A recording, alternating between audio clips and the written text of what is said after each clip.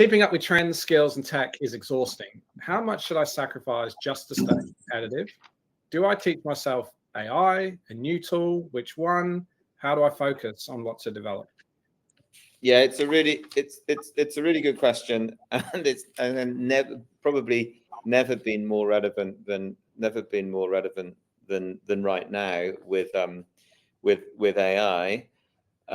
And so, but I think it's how much should the bit I wonder is how much should I sacrifice? I'm not sure what we're meaning around how much should I sacrifice to do that. So I might park that bit.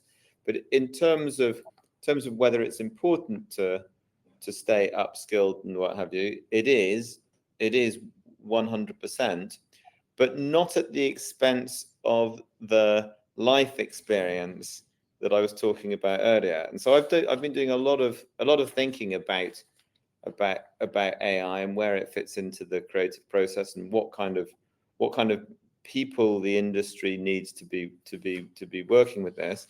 And I go back to a little what I was saying about earlier, that the tech is only as good as the person who's using it and prompting it. And so I'd say, yes, 100% be totally up to date with what the technology can do and be good at using it. But there's 3 pillars, I think, which are required to be brilliant at using that tech. And they are, first of all, taste.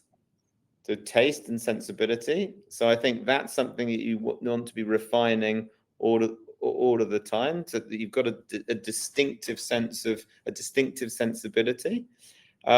Culture is massive, because just at a technical level, you think if you're prompting Mid-Journey, for example, your knowledge of lenses and techniques and all of those sorts of things. Like go and use a camera with a load of different lenses, so that you know ultimately what something looks like through 35mm lens versus a 16. The same if you're working with film AI. Well, do you know what a tracking shot is, what a pan is, what a tilt, all of those sorts of things? And that comes from watching film, studying film, and all of that. And then perhaps the most important one is imagination. And so, the thing the AI still can't do, and arguably won't ever do, is genuine original thought. And Hegarty there's a brilliant speech or podcast with Hegarty on this Fearless Leadership podcast, and he talks about, he's like, we're forgetting the brilliance of the human mind.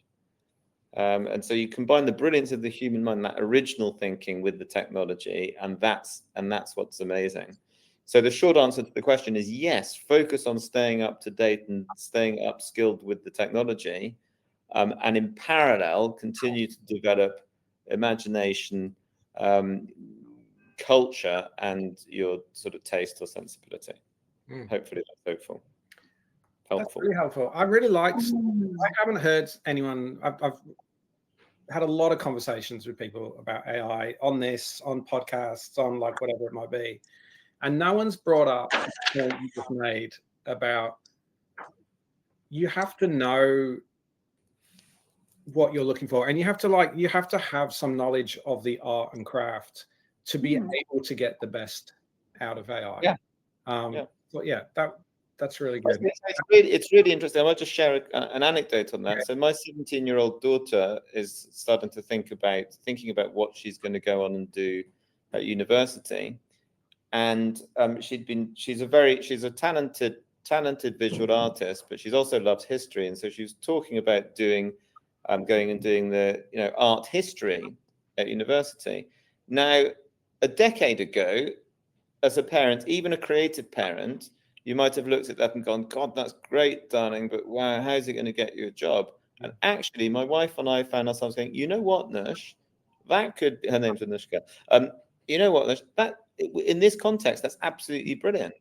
Because if you're sitting creating work in whatever field using an AI with the knowledge of, first there in your brain, the knowledge of everything that's happened throughout the history of art, you're in an extraordinary position.